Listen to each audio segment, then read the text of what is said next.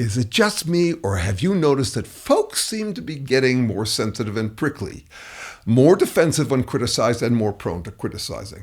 Any of us, me and you included. I'm not just talking about the hypersensitive, hyper-prickly, prissy, hissy-fit-throwing, scaredy brat tantrumplicants. I mean anyone, left, right, spiritual, religious, atheist, philosophical. So if you're a Trumpy offended that I'm picking on you, don't worry, you'll find plenty to gloat about here. You can do that whole thing you do where you say, not us, you. That's offensive, don't criticize. You shouldn't name call. Anti-Trumpists are disrespectful, PC, TDS, sheeple. They're the bullies, not us. Life is likely to get much harder before it gets easier again, if it ever does.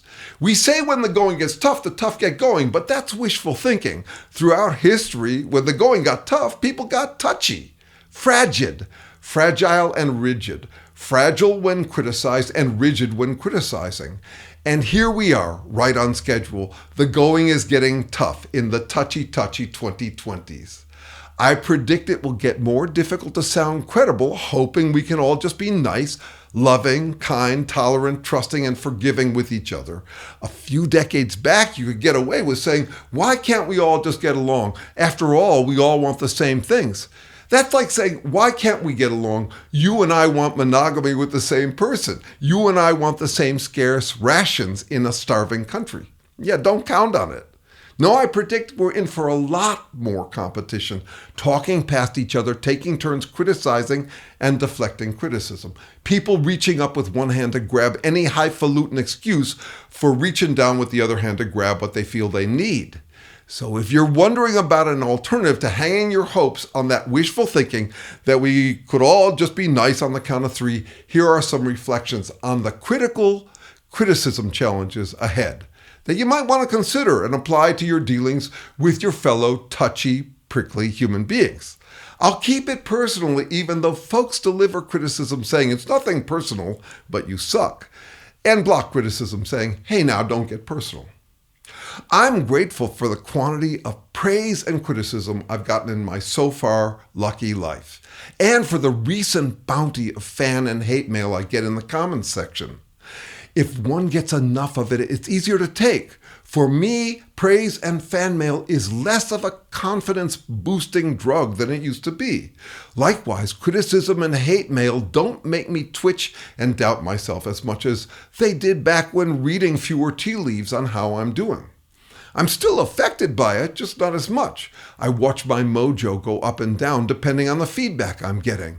Or not getting. William Somerset Maugham said the tragedy of love is not death, it's indifference. When attention to my videos drop off, my writing slows. I become a little less confident. I'm still influenced by what people think of me, and I definitely want to stay that way. If you don't want to be an asshole, expect some anxiety. I'm grateful that I get feedback. I don't buy that crap about not caring what other people think of you. I want to care in the right, not the wrong ways. I'm okay with conflict by now. I need criticism to keep me on track, to keep me from falling way off track. Still, I keep my own counsel on whose counsel I keep.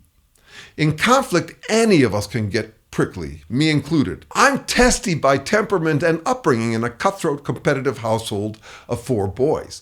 I know what it's like to gird one's loins for battle. If I'm pissed at someone for doing something I've also done, I forget that I've ever done it. If I'm angry at someone for bullying me, in a flash, all my memories of ever having bullied anyone vaporize, and I become a rank-pulling bully. It's like evacuating one's bowels before battle. My sympathetic nervous system kicks in. I give shit by talking like my shit don't stink. I call this popular move exempt by contempt. The more contempt I have for a trait in others, the more I act like I'm exempt from it. You've probably seen this in action, perhaps even in yourself. You know what it's like when someone says, I hate unfairness, by which they mean unfairness to them. Folks who whine, no fair to me, as if it proves they're fair-minded. That's what getting on your high horse means. When our fellow humans criticize us, we can enter a debate, but we're tempted to pull rank instead, like we're the neutral, fair-minded judge adjudicating the debate we're in, which I call trumpiring, playing umpire as a trump card. For instance, you're officially wrong, or Stepping back from this debate we're having, stepping up to see the whole picture, I've determined that you're wrong and I'm right. To counter such unfair, self-serving, rank-pulling bias in myself and others, I have standards I've been refining over the decades. Standards are a burden. They tie your hands, but they're also a boon. They help me decide who to trust and how much. We talk about trust like it's a universal virtue. You know how Trump and Musk try to shame people for not trusting them. Trust isn't a virtue. It's a question. Who to trust. You don't want to trust the untrustworthy or distrust the trustworthy. I figure no one owes me trust. If I want their trust, I have to earn it by their standards. And the same goes for them with me. People say the right standard is the golden rule, but I don't think it is. It's not a rule. It doesn't decide who should accommodate whom. But I do have a variation on the golden rule that works for me. Whatever we do unto others is fair game for them to do unto us. Here are some of the standards I try to hold myself to and others, because whatever you do unto others is fair game for them to do unto you. If I'm criticizing or saying anything critical, I have to caveat it as my opinion. I don't have to say, in my opinion, it's raining, but I do have to say, in my opinion, you're being defensive. Right or wrong, everyone's entitled to their own interpretation. Likewise, when people say, don't tell me how I feel, I know how I feel, I agree wholeheartedly. They're right. I don't get to tell them how they feel from atop my rank-pulling high horse. Still, I do get to have my own interpretation of how they feel. After all, people don't always know or want to know how they feel. Why would they or I be immune to self-reporting bias? When people try to reassure me with self-flattering self-reporting, it's a red flag. When someone says, I can assure you, I remember that they're assuring themselves, not me. When people say, trust me or believe me, I hear, I know you don't believe me, but believe me, you should believe me. I hear someone trying to commandeer my interpretation for their benefit. Self-flattering, self-reporting backfires with me. Trust me more makes me trust them less. I try to avoid that kind of self-flattering, self-reporting bias too, but there are limits. For example, I just self-reported that I try. I do get to have my own interpretation of what I'm feeling and doing. Others might know it's just my opinion, but I have to make it very clear that I know it's just my opinion. Okay, who gets to give me criticism? Anyone, no matter who they are. I don't get to say, moi, how dare you? Likewise, I notice when other people have that reaction, it makes me trust them less. I have a game I play around giving criticism. I pretend that people can hear any criticism so long as it's worded tactfully. It's not true, but I try to craft the most tactful, skillful delivery I can. And it's hard because you can fail either of two ways. You can be too blunt or too tactful. Either way can feel disrespectful on the receiving end. And lots of people will take umbrage no matter how you deliver it. That's built into our natures. We just want honesty, but it better be kind. We just want the truth, but it better be flattering. I figure I've got two ways to both respect and disrespect someone. I can respect their touchiness by disrespectfully humoring them, or I can respect their toughness by delivering criticism that might feel disrespectful to them. The game I play is about guessing right how to deliver criticism for maximum effect. For me, self-effacing irony is the most effective delivery system. I'm amazed at what I can get away with saying to people if I do it with obvious signs that I'm a human goofball fuck-up. I play Jughead a lot. The way to this man's heart is laughing at me with me. Irony is a lubricant, though it also gets me in some sticky situations. Some people find me insufferable. This week I wrote a poem about it. I am sure that when I die, folks will heave a solemn sigh, some the sighs of heavy grief, others sighs of sweet relief. About getting on my high horse, I have a 5-minute rule. When I'm really triggered, I allow myself 5 minutes max to gird my loins for battle, dishing out shit like my poop don't stink. But then I have to get to what I call the Youmeus question. Is the problem you, me, or us? Each possibility points to one of the 3 basic moves we've got in any conflict. Give, take, or leave. Accommodate, assert, or take space. Giving is accommodating them because the problem is me. Taking is asserting because I decide, right or wrong, the problem is them. And leave is taking space. It's deciding the conflict between us isn't worth it. We're just different. I don't hold a 5-minute standard for other people. They get 5 hours, 5 days, whatever. But eventually they have to get around to the Youmeus question, or I'll wish them well elsewhere. I wish you well elsewhere is one of a few phrases I use to avoid sucker punching when the problem is us, some fundamental disagreement that makes it feel like it's time to quit arguing. From a poem my daughter learned for saying grace, I got, bless the folks who come and go. I sometimes say we're on the same page about how we're not on the same page. For Facebook, where my favorite feature is unfriend because no one owes me audience, I use this limerick. I love my diverse Facebook friends, but we don't all have time without ends. When assumptions do clash, so much we get brash. It's a waste. Let's embrace, then unfriend. I also like the phrase, I wish you well elsewhere, and a simple, mutually honoring, I fuss elsewhere. As Will Rogers said, we're all ignorant about something. We can't fuss about everything. We have limited fuss budgets.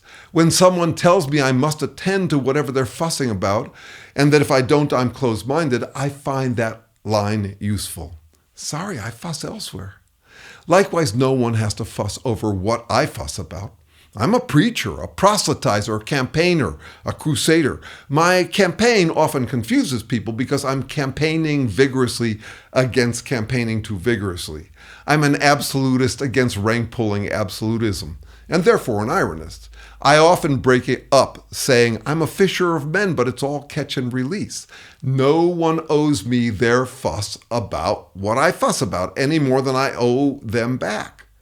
Okay, now let me compare my standards to a different and more popular standard. There's that Buddhist gate thing. You've probably heard it. Before you speak, let your words pass through 3 gates. Is it true? Is it necessary? Is it kind? I don't buy it, no matter how sweet it sounds or how great the Buddha was. Honesty is not truth. It's pretentious to claim your honest beliefs are true. Many people honestly believe untrue things, and neither I nor anyone is an exception. Many honesties will feel unkind to the receiver no matter how gently you say them. It's pretentious to assume that because you think it's kind, you get to override their opinion that it isn't. And we can't tell what's necessary up front. We can make careful, educated guesses, but seemingly necessary things prove unnecessary and vice versa. Like, if only I'd been more honest. That's more of a let's hope everyone starts being kind on the count of 3 thing than I can no longer count on. I think we have 3 basic coping strategies. The most popular is the hoping strategy. We're all sensitive. I hope we'll all encourage each other. I think it usually leads to a second strategy, which I call the noping strategy. I'm sensitive, so I say nope to all negativity pointed at me. I favor a third strategy. I call it scoping. We're all sensitive, but we also have to be curious, scoping out each other's opinions. There will be disappointments and prickliness, but we have to be honest. We don't just have to get along with each other, we have to get along with reality, about which we're still young and groping in the dark for what's really true. I suspect we're all better at dishing it out than taking it in, even those of us who are convinced we're not because we're far more sensitive to taking criticism and can't hear ourselves dishing it out. There'd be a lot of that going around, especially now in the touchy 2020s. But it's always been like that. We've evolved to feel more sensitive to criticism than approval. John Gottman's research on couples suggests that to sustain a marriage, you need a 5-to-1 ratio of positive to negative interactions. I assume that's true beyond couples too, though the more intimate the connection, the more sensitive we would be. We're all tempted to spit out criticism on contact and spit it back. I know you are, but what am I? In psychology, they call that the backfire effect. If you criticize someone, they'll get defensive and dig in their heels. Some therefore claim you just shouldn't give it. It always backfires. To which I argue, yeah, at first, I too spit out criticism because it tastes bitter, but some gets in anyway. Many's the time I got defensive, spitting out rather than ingesting criticism. But I ended up having to digest it anyway. Give me a few days to digest it and I'll have found what I find nutritious in it, even if it tastes like overcooked, unseasoned broccoli. Or worse, onions. I hate onions. Don't know why. The backfire effect is real, just temporary, at least for me. There's usually some nutrition in the feedback I get. Standards for fair interactions are something I fuss about a lot. Not that it makes me an authority on them. I won't be pulling rank on my standards, but I do use them to keep myself in line and decide who's to trust.